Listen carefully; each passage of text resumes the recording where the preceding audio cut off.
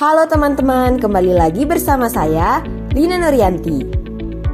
Kali ini kita akan membahas terkait relevansi pendekatan TARL dengan karakteristik peserta didik.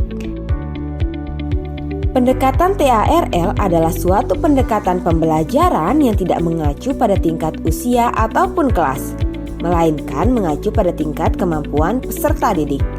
Strategi pembelajaran akan dirancang sesuai dengan tingkat capaian peserta didik yang berbeda-beda dalam satu kelas.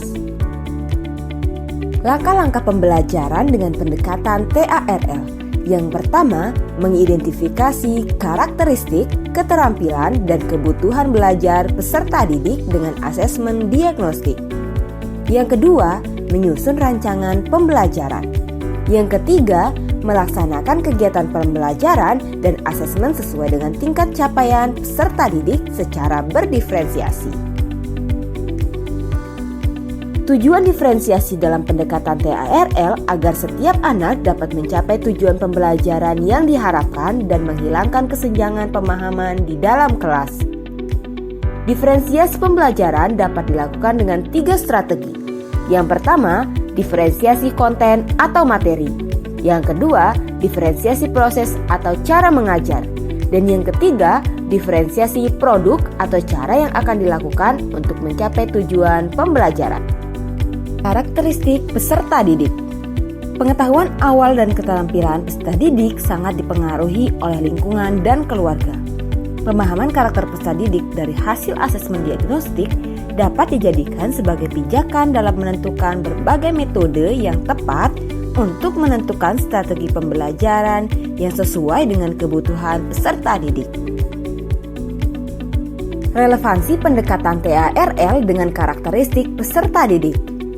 Karakteristik peserta didik meliputi perkembangan kognitif, kemampuan awal, minat belajar, motivasi belajar, dan gaya belajar peserta didik. Perkembangan kognitif. Piaget mengemukakan bahwa anak-anak akan melalui 4 tahapan kognitif yang berbeda-beda, sehingga penting bagi guru untuk mampu mengenal dan memahami setiap perkembangan peserta didiknya. Melalui pendekatan TARL, guru dapat memfasilitasi perkembangan kemampuan kognitif peserta didik sesuai dengan kemampuan dan keterampilan yang dimilikinya. Kemampuan awal. Kemampuan awal menjadi dasar untuk menentukan tingkat pembelajaran yang sesuai dengan pendekatan TARL.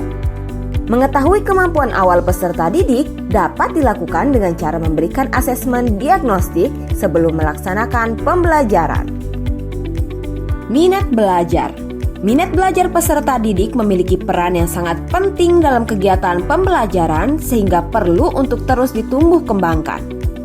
TARL membantu guru melakukan pengukuran kemajuan belajar peserta didik secara individu, sehingga guru dapat merancang dan melaksanakan pembelajaran serta asesmen yang sesuai dengan minat belajar peserta didik. Motivasi belajar. Motivasi belajar dapat dipengaruhi oleh faktor intrinsik dan ekstrinsik peserta didik. Pendekatan TARL memastikan kegiatan dan materi yang diajarkan sesuai dengan tingkat pemahaman peserta didik, sehingga pembelajaran yang dilaksanakan memungkinkan peserta didik untuk melakukan koneksi antar materi dengan kehidupan sehari-harinya. Dengan hal itu, peserta didik akan lebih termotivasi dalam pelaksanaan pembelajaran. Gaya belajar. Gaya belajar dalam pendekatan TARL dapat menjadi pijakan guru untuk melakukan pembelajaran dengan berdiferensiasi, yaitu mengelompokkan peserta didik sesuai dengan tingkat atau level kemampuannya. Guru dapat menyesuaikan materi, proses pembelajaran, ataupun asesmen yang digunakan. Gaya belajar peserta didik dapat dibedakan menjadi kelompok visual, auditori, dan kinestetik. Sekian penjelasan saya tentang relevansi pendekatan TARL dengan karakteristik peserta didik. Terima kasih atas perhatiannya dan sampai jumpa.